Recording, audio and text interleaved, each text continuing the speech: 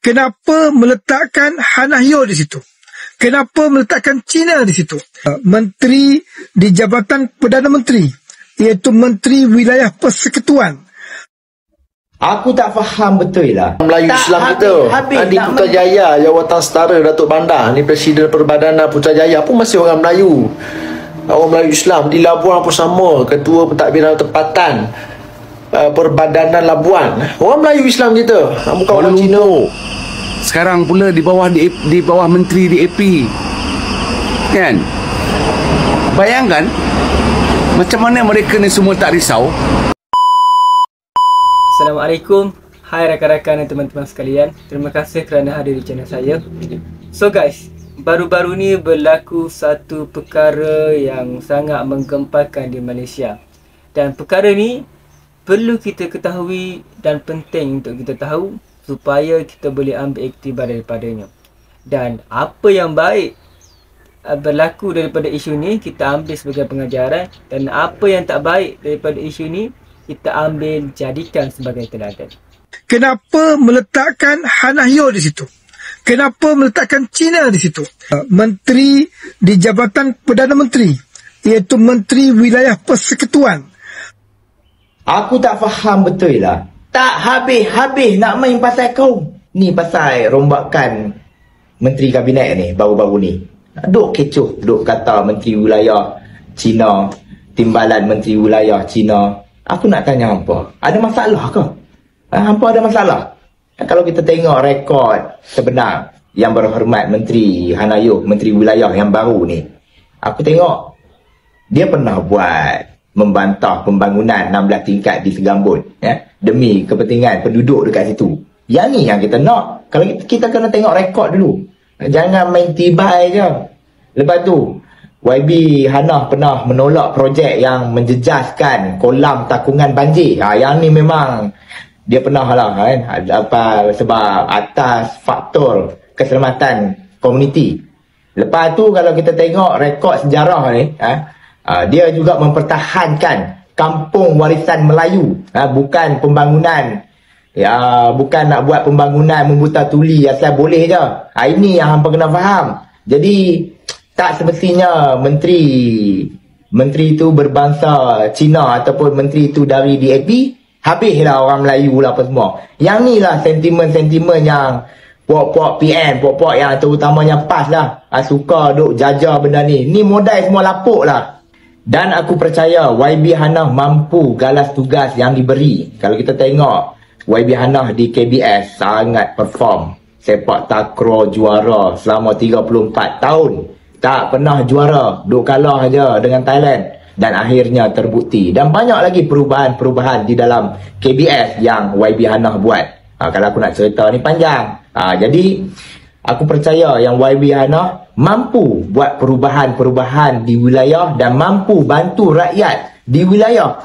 Masalah-masalah rakyat di wilayah, insya-Allah YB Hannah mampu galas tugas dengan jujur dan amanah. Kalau kita tengok, the only thing people boleh argue mengenai pelantikan Hanahyo Menteri Wilayah ini, dia orang Cina, bukan orang Melayu. Itu isunya. Kita tak dengar orang petikan merit ataupun kemampuan, kelayakan YB Hanahyo untuk mengemudi portfolio Menteri Wilayah. Kita hanya boleh dengar isu-isu kaum. Hanahyo ni orang Cina lah, Hanahyo ni akan pedajal orang Melayu, Hanahyo ni akan menjahanamkan orang Melayu bandar lah. Itu persepsi naratif yang sedang dimainkan. Tapi orang tak petikan Hanahyo ni layak atau tak layak di Menterian Wilayah. Kenapa? Kerana Hanahyo ini memiliki track record yang sangat cemerlang. Baik apa-apa portfolio yang orang campak pada dia, dia perform.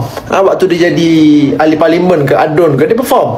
Itu Hanahyo, Menteri Wilayah Persekutuan, Kementerian Wilayah Persekutuan, tak kira lah KL ke, wilayah Labuan ke, Putrajaya ke, dia semua duduk bawah kuasa yang di Pertuan Agong. Setiap pelantikan Datuk Bandar selaku Ketua Pentadbiran Tertinggi, pihak berkuasa tempatan ini kena dapat perkenan yang di Pertuan Agong. Bukan menteri yang boleh endorse siapa yang dia nak jadi Datuk Bandar. Hari ni semua Datuk Bandar masih lagi orang Melayu Islam kita. Di Putrajaya, Jawatan Setara Datuk Bandar ni Presiden Perbadanan Putrajaya pun masih orang Melayu. orang Melayu Islam di Labuan pun sama, ketua pentadbiran tempatan Perbadanan Labuan, orang Melayu Islam kita, bukan orang Cina, bukan orang India. Menteri wilayah ini kerja dia apa? Kerja dia mencadangkan nama lah, bawa nama pada Perdana Menteri,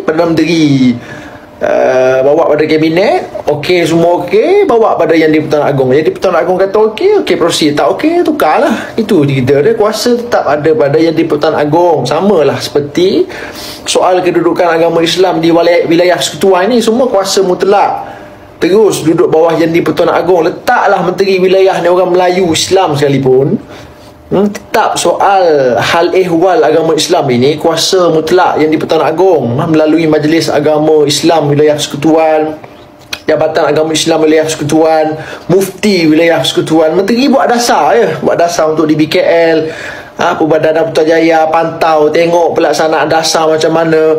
Itu kerja menteri. Dia tak boleh campur urusan agama Islam ni. Lagipun Hanayuh ni, dia tak ada rekod buruk ataupun rekod tak baik dalam isu-isu kaum, lagi-lagi isu-isu melibatkan hal ehwal Melayu Islam.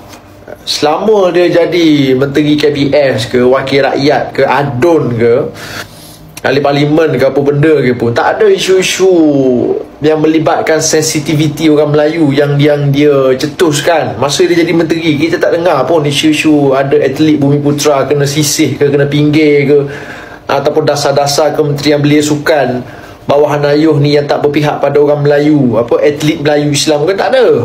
In fact, aku nak ingatkan korang lah, Hanayuh ni lah individu yang pertahankan kampung warisan Melayu, kampung Sungai Pencala. Hanayuh desak nisbah plot untuk pembangunan kampung Sungai Pencala ini kekal dalam kategori R1, R1. Pembangunan tak lebih 3 tingkat. Ada yang buat persepsi Hanayuh ni papet Raja Ahmad Dhani. Raja Ahmad Dhani, Datuk Seri Anwar Ibrahim letak Hanayuh menteri wilayah kerana agenda pembaharuan semula bandar PSB, URA apa semua itu. Kerana dia orang Cina, menteri KPKT pun ngakumi orang Cina, maka letaklah Hanayuh seorang lagi kepala pada wilayah. Habislah orang Melayu, habislah tanah orang Melayu. Ini satu lagi tuduhan yang pada aku sangat jahat lah. Kerana rekod Hanayuh ini, jangan katakan Akta Bangunan Semula Bandar, di parlimen dia dekat Segambut itu pun YB Hanayuh ni lah yang duk bantah ada satu cadangan pembangunan semula Wisma Damansara. Hanayuh ni lah duk bantah kerana dia kata pembangunan itu tak ikut plan tempatan, berisiko kacau penduduk setempat yang majoritinya orang Melayu, orang Melayu Islam. YB Hanah ini dia desak pembangunan Wisma Damansara itu dibuat patuh kepada dasar melindungi hak penduduk asal, orang Melayu lah, hak pemilikan rumah, kualiti hidup, akses jalan, kemudahan awal. Ini YB Hanayuh. Jadi naratif persepsi Kerajaan Ahmad Dhani hari ini dikawal oleh orang Cina ni, cerita mengarut lah, cerita yang direka-reka untuk menakutkan kita semua ya.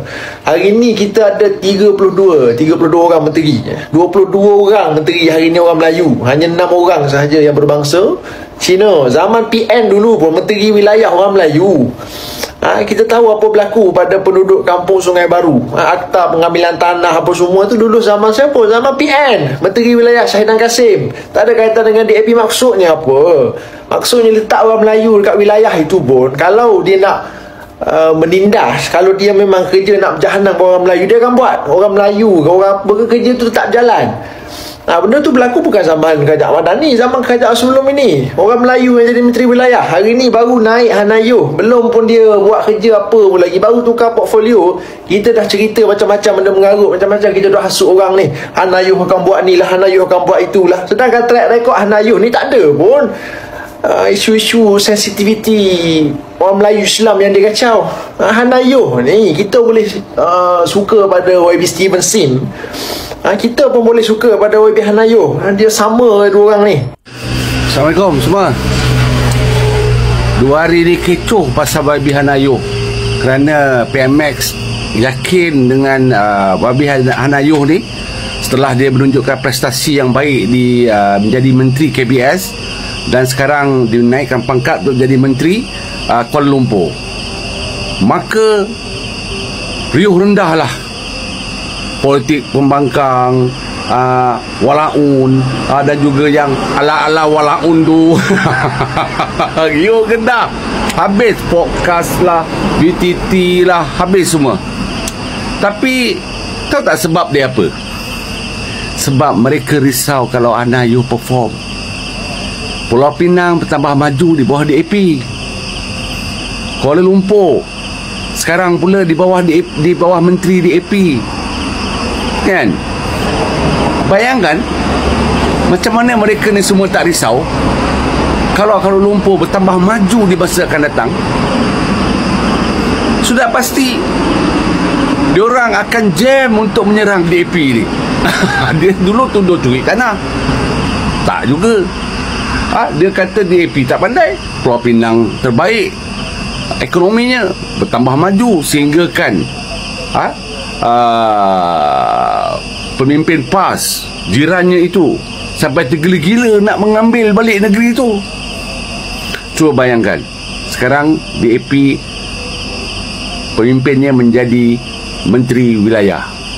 Boleh tak kalian bayangkan kalau dalam masa 2 tahun sebelum PRU ini 2027 laporan audit akan mengatakan Kuala Lumpur peningkatan ekonomi, kemajuan yang bertambah pesat. Agak-agak macam mana mereka nak serang DAP? Itulah sebenarnya yang dia risaukan. Sebab bila musuh mengelupur, menghentam menteri yang baru dilantik ini, pasti menteri ini akan ada kelebihannya. Sebab itu nasihat aku kepada YB Hanayo, jangan gusar, teruskan perjuangan kamu, buktikan kepada rakyat Kuala Lumpur, buktikan kepada rakyat Malaysia, kamu memang layak menjadi Menteri Wilayah dan kamu berkebolehan, dan PMX tidak salah address. Sebab itulah pihak-pihak yang iri hati ini susah hati. Bukan pasal apa, pasal takut terbukti YB Hanayo ni boleh menjaga wilayah dengan baik. Itu aja. Tapi kalau mereka kata nak tukar dasar, nak tukar dia bohong. Jangan percaya. 1 tahun setengah, 2 tahun tidak cukup masa untuk menukar dasar. Jangan takut. Pastikan kamu terus follow dan jejak, tengok pergerakan YB Hanayo, bagaimana beliau akan menaikkan Kuala Lumpur, meningkatkan ekonomi Kuala Lumpur, akan menjaga Kuala Lumpur dengan baik, termasuk juga rakyat Kuala Lumpur akan merasa lebih bahagia selepas ini. Tunggukan dan lihat. Assalamualaikum. So guys, berikutan isu yang berlaku ni banyak reaksi daripada masyarakat setempat. Nasihat saya, kita jangan bergaduh sesama sendiri. Sebab kalau kita bergaduh, tidak ada kesudahannya. Dan kita perlu menghormati setiap pendapat masing-masing. Cumanya, apa yang baik daripada pendapat seseorang itu, kita ambilkan sebagai pelajaran. Dan apa yang tak baik daripada pendapat seseorang itu, kita tinggalkan sebagai teladan. Terima kasih kerana sudah menonton. Kita jumpa di video seterusnya.